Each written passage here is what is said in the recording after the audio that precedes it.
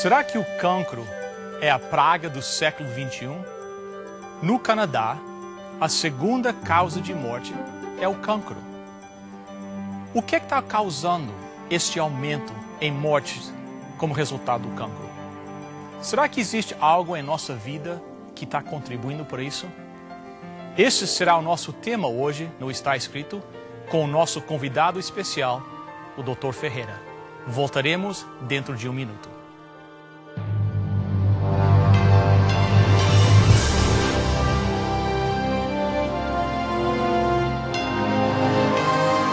Venceu a prova do tempo. O livro de Deus, a Bíblia, ainda relevante neste mundo complexo. Está escrito, partilhando mensagens de esperança ao redor do mundo.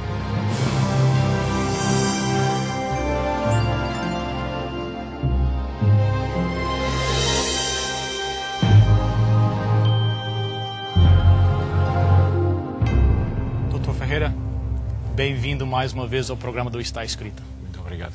Dr. Ferreira, o nosso tema hoje é um tema muito sério. Bem, todos os temas têm sido sérios, mas esse tema do cancro é um caso muito sério, né? Número 2, em termos de mortes no Canadá, é o cancro. Sim, sim. Será que o problema é assim tão grande? Isso é um problema só do Canadá? Por que nós estamos vendo tanto cancro hoje? Olha, Bill, infelizmente nós estamos a ver mais e mais casos de cancro. E isso tem muito a ver com as mudanças, as transformações na nossa sociedade nos últimos anos. Há áreas do mundo, as áreas mais rurais, por exemplo, em países em desenvolvimento, países mais pobres, em que o cancro não é uma doença muito comum.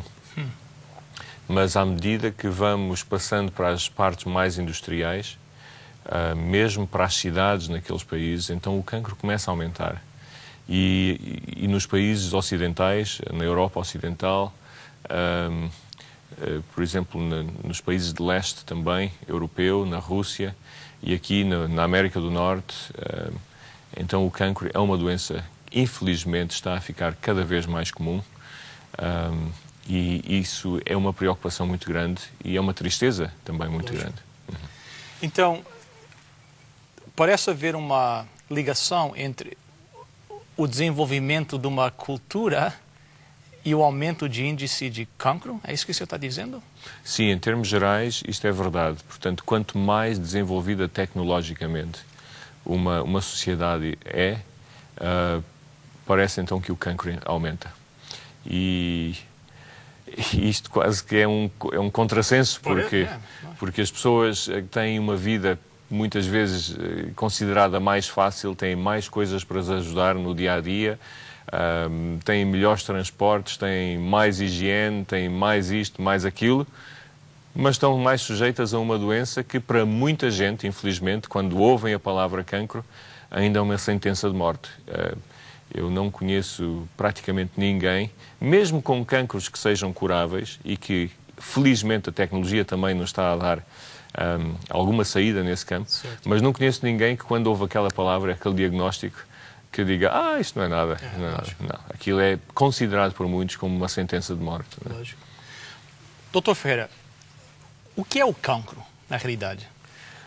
Olha, o cancro é uma doença muito complexa e, infelizmente, nós só conhecemos um pouco daquilo que se passa. Eu vou desenhar aqui, mais uma vez, vamos aqui ao quadro e vamos desenhar aqui uma célula. Normalmente a célula é representada por uma bola, temos uma membrana, é como se fosse um saco de plástico cheio de água. Uma célula redondinho, assim uma bolinha, muito flexível. Sim, quase como um balão, então? Quase como um balão cheio de água, exatamente. Mas pequeníssimo. Parece que está cheio de água, mas tem muito mais. No meio da célula temos uma parte que é o núcleo. O núcleo. E este núcleo está cheio de toda a informação, é como um computador. Está cheio de toda a informação que a célula precisa para viver. Por exemplo, se vai ser uma célula da pele, ou se vai ser do olho, ou se vai ser do coração. E outra coisa que também tem aqui no núcleo é quanto tempo é que a célula vai demorar para ela se duplicar. Ok. Está tudo ali naquela informação. Determinado. É como se fosse o centro da computação de uma cidade. Ok. Depois, fora dessa célula, nós temos, olha, eu vou tentar desenhar aqui, nós temos ruas, está aqui um quarteirão, temos fábricas. Isso parece estranho para muita gente, mas é realmente isso. Nós temos fábricas a produzir coisas que não queremos, gases tóxicos, etc. Depois temos centrais elétricas, temos centrais elétricas ali a produzirem energia. Tudo isto dentro daquela célula. E quem é que controla isso? É tudo controlado a partir do núcleo. Por aquele núcleo. Exatamente. Okay. Portanto, o que é o cancro? O cancro é uma doença em que há uma alteração aqui no núcleo, na estrutura, nos genes daquela célula. Há uma alteração e que faz com que esta célula, que normalmente de 3 em 3 meses ou 4 em 4 meses se replicava ou se multiplicava, esta célula fica completamente desvairada. Ela fica alterada e então, em muito menos tempo, ela se vai multiplicando.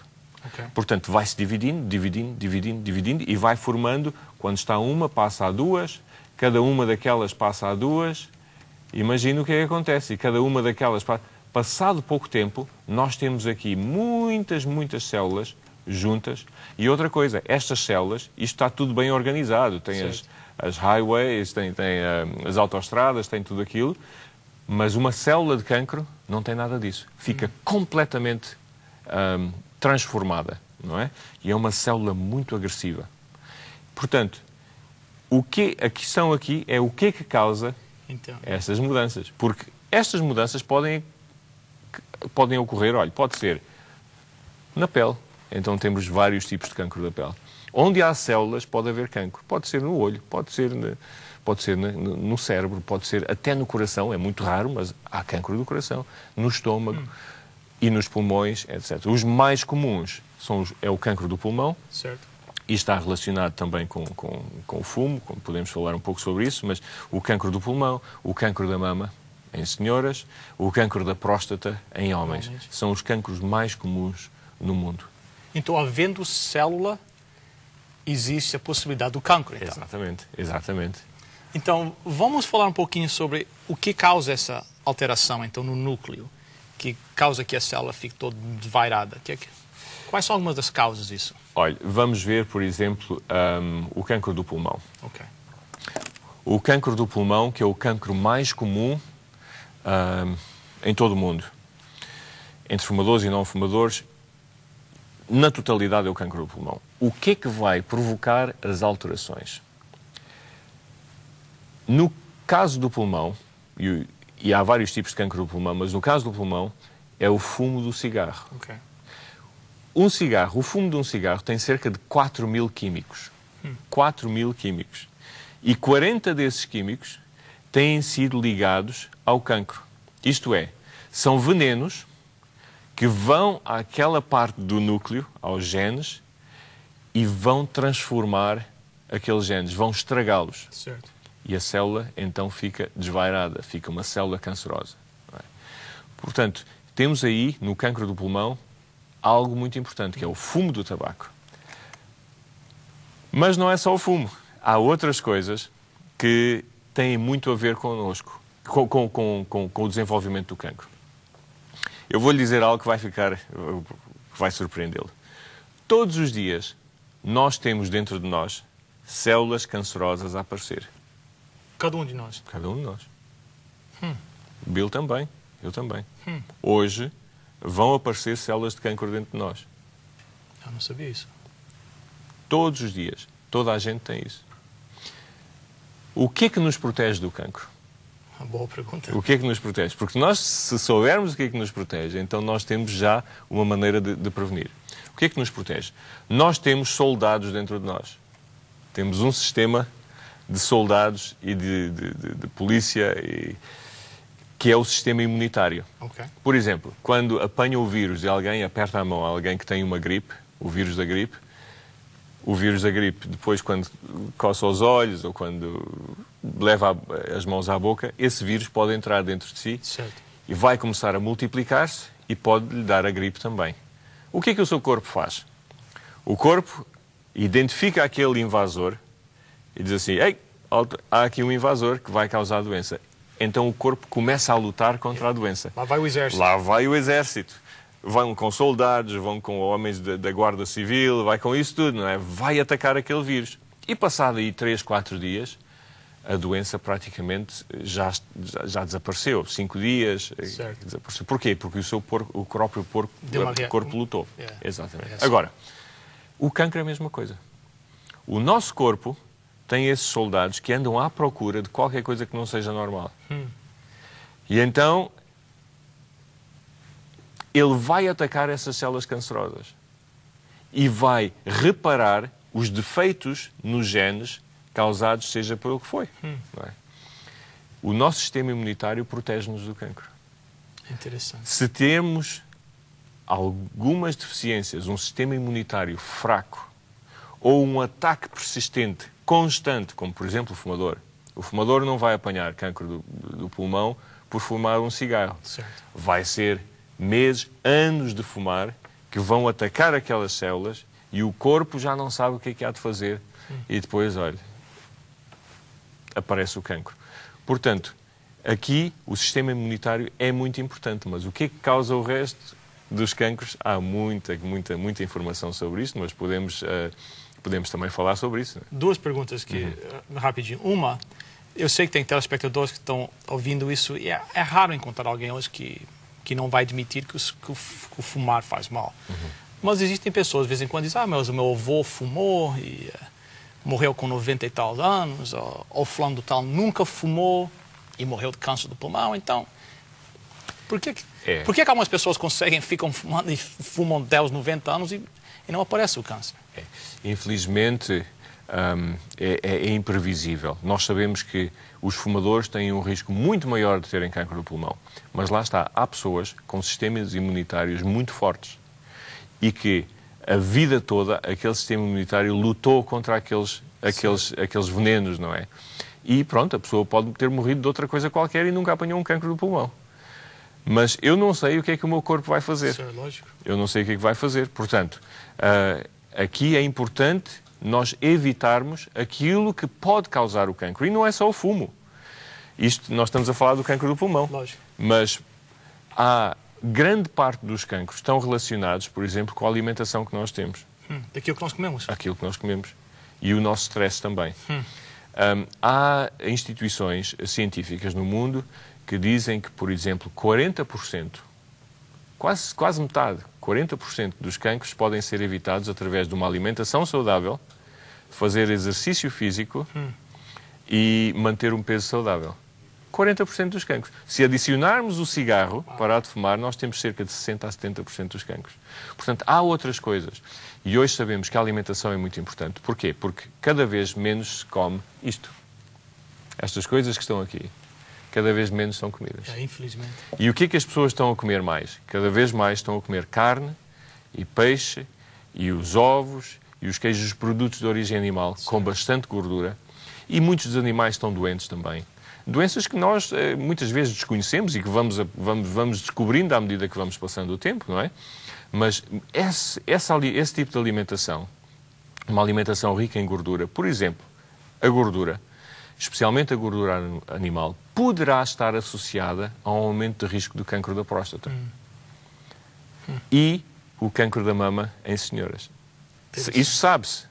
Isso é portanto, há muitos estudos que indicam isso. Portanto, quanto maior é o consumo de gorduras animais que um homem tenha, maior é o seu risco do cancro da próstata. Eu não estou a dizer que é só isso que causa o cancro da próstata, mas aumenta o risco, e também nas senhoras. O cancro do estômago está associado a certos padrões alimentares, as leucemias, alguns tipos também. Portanto, há uma grande variedade e nós sabemos que isto pode aumentar o risco daquilo. Eu não estou a dizer que é a única causa, mas que aumenta o risco, aumenta. Na minha cabeça, o senhor está falando, estou pensando assim, é que nem coisa que vocês veem quando chamam em inglês Russian Roulette, quando pega um revólver Sim. e coloca uma bala russa, e vira e dá o... Entendeu? Quantas mais coisas nós fazemos errado? Por exemplo, se nós não cuidamos da alimentação, é mais uma bala. É mais uma bala. Fuma, coloca mais uma bala. Então, a chance... Exatamente. de puxar o gatilho e ter uma bala lá aumenta. Claro, sem dúvida, sem dúvida. E eu não posso, de certa maneira, alterar muito o local onde eu vivo. Talvez eu possa escolher uma casa num sítio mais calmo. Se tiver um pouco mais de dinheiro, poderei ir para o campo, etc. Sim. Mas uma coisa que eu posso fazer é alterar a maneira como eu vivo. Dentro dos limites que me são impostos, de certa maneira, pela própria sociedade, porque há tantos limites, mas eu poderei alterar, por exemplo, a minha alimentação. Certo. Isso eu posso fazer. Não é? Eu posso alterar um pouco o meu padrão de descanso. E o descanso é muito importante na prevenção do cancro. Porque, se lembra há pouco, eu falei da reparação dos genes. Essa reparação ocorre principalmente à noite, quando a pessoa está a dormir, a descansar. Não é? Portanto, eu posso alterar certas coisas. Eu posso deixar de fumar. Lógico. Posso. Lógico. Isso ninguém me obriga a fumar, não é? Portanto, é essas coisas que é importante fazer para reduzir os meus riscos. Então, evitar as coisas nós podemos evitar. O senhor aqui há pouco falou um pouquinho do nosso sistema imunitário, né? Quais são as coisas que nós podemos fazer para fortalecer esse sistema? Bem, há várias coisas. Uma delas, comecemos pela alimentação. Os alimentos que fortalecem o sistema imunitário são alimentos, os cereais, as hortaliças, as frutas, as nozes, as amêndoas, etc. Portanto, os alimentos mais de origem vegetal têm, numa alimentação equilibrada, com toda a proteína, com todas as vitaminas, etc., ajuda a fortalecer o sistema imunitário. Para as pessoas que querem comer carne e peixe, então, reduzir o consumo desses alimentos para fortalecer o sistema imunitário. Isso é importante. Segundo, exercício físico. A mesma coisa. Exercício físico. Hoje está cientificamente comprovado que o exercício moderado, regular, fortalece o sistema imunitário. Portanto, por processos que alguns deles ainda não estão conhecidos, mas sabe-se que fortalece o sistema imunitário. Terceiro, a luz do sol. O sol. O sol, quando, eu não vou dizer consumido, mas quando nos expomos de uma forma moderada também, sem aumentar o nosso risco de cancro da pele, mas isso também é preciso uma exposição mais prolongada. O sol fortalece o sistema imunitário também. O descanso, muitíssimo importante. Hoje as pessoas têm um saldo negativo no banco do descanso. Exato, isso é verdade. Não é? As pessoas veem muita televisão. Porquê? Chegam a casa 6 horas, depois é arranjar aquelas coisas para comer, etc. Não é? Depois é lidar com a lida da casa, lavar a roupa, e depois descansam ali à frente da televisão e muitas vezes vão para a cama ou a televisão ou o computador. Certo. O computador até está a começar a ser mais... aumentar, não é? E quando é 11 horas, 11h30, meia-noite, às vezes, é que vão para a cama. Para levantar outra vez às 6 da manhã. Ora, o descanso é essencial em fortalecer o sistema imunitário. Quantas horas de descanso que o senhor recomenda? Os estudos revelam que 7 a 8 horas de descanso seria bom. Mais do que 9 também começa a ser um pouco mau. Então ficar na cama até o meio-dia? Ficar na cama até o meio-dia também não é muito bom. Okay. Mas entre as 7 e as 8 horas de descanso. E lembrando uma coisa, se não dormimos hoje, se hoje, por exemplo, dormimos só 5 horas, ficamos com 3 horas negativas que têm que ser reposta, não é? Mas pode não ser reposto tudo de uma vez, porque senão havia aí pessoas que estavam sempre a dormir, não é? Mas o descanso, 7 a 8 horas por dia. Doutor Ferreira, qual é o impacto do açúcar no sistema imunitário? Ainda bem que pergunta isso. O açúcar tem o efeito que reduz a capacidade do sistema imunitário de lutar contra infecções. Isso há estudos que comprovam que, por exemplo, quem come várias colheres de açúcar e não vai comer as várias colheres de açúcar assim. Certo. Há os açúcares nos refrigerantes, há bebidas aí em que uma lata daquela bebida tem cerca de 6 a 8 colheres de açúcar. Por lata. E quando nós bebemos 2 latas, é a mesma coisa que estarmos a consumir 12 a 16 colheres de açúcar. Portanto, o açúcar, especialmente, aqui esta fruta tem açúcar, mas nós não estamos a falar deste açúcar, estamos a falar do açúcar refinado, o açúcar concentrado. Esse açúcar reduz a capacidade do sistema imunitário de lutar contra infecções. E hoje sabe que, infelizmente, começa logo nos pequeninos, não é?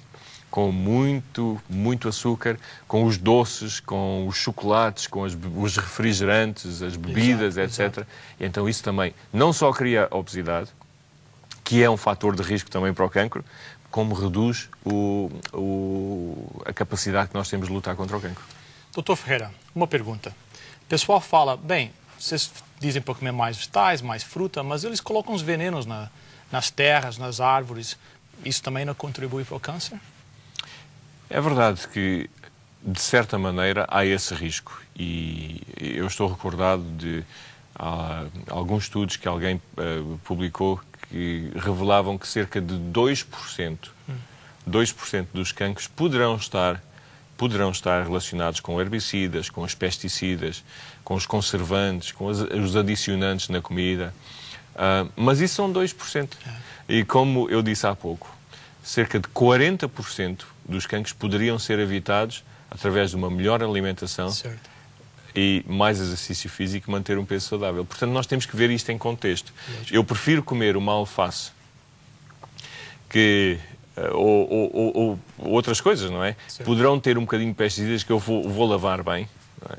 Do que comer a carne, que eu sei que isso então vai aumentar o meu risco, mas muito mais. Está certo, lógico. Doutor Ferreira, é possível ver uma redução no nível de câncer nos próximos 10 anos? Sim, é possível. E nós temos que ver aqui uma redução no número de casos de cancro e não somente no número de sobreviventes do cancro. É assim, o número de sobreviventes de cancro tem muito a ver com a tecnologia que nós temos hoje. Para diagnosticar mais cedo, apanhar mais cedo para depois tratar mais cedo, com cirurgia, com radioterapia, ou seja o que for, não é? Portanto, isso, de certa maneira, já está a começar a acontecer. Uma redução do número de mortes de cancro. Mas é assim, eu não posso estar satisfeito só com a técnica de tratamento. Eu tenho que reduzir o número de casos. E isso só é possível através de uma alteração nos hábitos de vida das pessoas. Através daquilo que já falámos, deixar de fumar, fazer mais exercício, uma alimentação mais saudável. Então nós vamos ver, daqui a uns anos, não vamos ver imediatamente, não vai ser no próximo ano, ainda, daqui a uns anos nós vamos ver uma redução. Temos que investir nas nossas famílias, assim como temos que investir em apanhar o cancro mais cedo, através das pessoas fazerem os testes, os exames de rastreio, por exemplo, a mamografia para as senhoras, o PSA, que é uma análise para os homens para detectar o cancro da próstata, e há muitos outros, o cancro do cólon, fazer os exames que são recomendados pelas várias sociedades contra o cancro. Interessante. Nós temos apenas 1 ou 2 minutos, mas o senhor podia falar um pouquinho rapidinho sobre alguns desses tratamentos que existem para ajudar na cura do câncer? Há os tratamentos que são ditos os tratamentos convencionais, que inclui a cirurgia, radioterapia e quimioterapia. São os 3 principais. Depois há uma série de tratamentos que muitas vezes não são bem testados, não há estudos, mas que são os tratamentos, digamos, mais naturais, que muitas pessoas recomendam, não é? Eu tenho uma perspectiva que é assim: se o cancro puder ser tirado cirurgicamente, retirem o cancro cirurgicamente. Portanto, se eu tiver um cancro na próstata, ou um cancro no estômago, e que tem a possibilidade de se espalhar muito rapidamente, por exemplo, no estômago, retire, siga o conselho do seu médico, se ele recomendar a cirurgia, para a cirurgia. Depois acompanhar mediante se é para tratar mesmo ou se é para paliar, porque muita quimioterapia, infelizmente, tem efeitos secundários muito fortes e não é para tratar. Há umas que é para tratar o cancro, mas infelizmente muita outra é só para paliar, para aliviar, não é? E a pessoa tem que julgar bem o risco com os benefícios. E depois tentar, através de um estilo de vida saudável, tentar construir aquele sistema imunitário para lutar contra o próprio cancro. Dr. Ferreira, muito obrigado outra vez. Vamos orar. Nosso querido Deus, nós te agradecemos pela sabedoria que o Senhor deu aos homens como o Dr. Ferreira. Nós te suplicamos agora, querido Deus, que cada telespectador assistindo esse programa possa usar essas informações, usá-las na sua própria vida, para que eles, junto contigo, possam viver vidas com saúde e com alegria. Nós te suplicamos em nome de Jesus. Amém.